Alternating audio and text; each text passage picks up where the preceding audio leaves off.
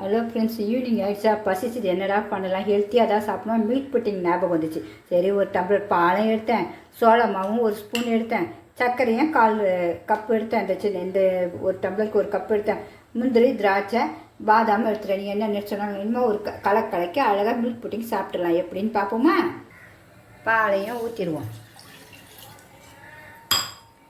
சோள மாவையும் போட்டுடுவோம், சுகரையும் போட்டுருவோம்.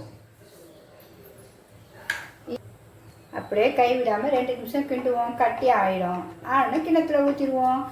இந்த கப்பில் எண்ணெய் தடவி வச்சுருக்கேன், அப்படியே ஊற்றிடுவோம். எப்படி கொதிக்குது பாருங்கள் மில்க் புட்டிங். ரெடி ஆகிடுச்சு, ஊற்றிடுவோம்.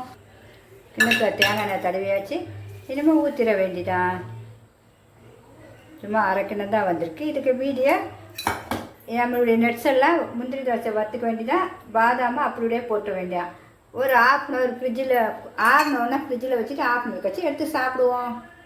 ஸ்வீட் சாப்பிட்னா ஈஸியாக 5 நிமிஷத்தில் வேலை முடிஞ்சிச்சு. இப்போ ரெடி ஆகிடுச்சு. ஃப்ரிட்ஜில் வச்சு அப்படியே எடுத்துருவோம். Milk pudding ready. குழந்தைங்க கொடுத்தா அப்படியே சாப்பிடுவாங்க. அசல் பால்கோவா மாதிரி இருக்கும். சூப்பராக இருக்கும். அதை அடிச்சிக்க முடியாது. ஈஸியாக இருக்கும், ஹெல்த்தியானது. சாப்பிட்டு பார்க்குறேன் பாருங்கள். உங்களுக்கு வேணால் பால் பவுடர் கூட இதில் சேர்த்துங்க. எப்படி இருக்குது பாருங்கள். அப்பா, சூப்பராக இருக்குங்க. உண்மையாகவே எல்லாருமே பிள்ளைங்களுக்கு செஞ்சு கொடுங்க, பெரியவங்களும் சாப்பிடுங்க. நம்ம ஒரு ஸ்வீட் பால்கோவா வாங்க போனால் என்ன விலை விற்குது? இது 10 நிமிஷம் நம்ம ஒரு கப்பு பாலில் செஞ்சுட்டோம். பிடிச்சிருந்தா கண்டிப்பாக லைக் பண்ணுங்கள். ஓகே ஃப்ரெண்ட்ஸ், பாய்.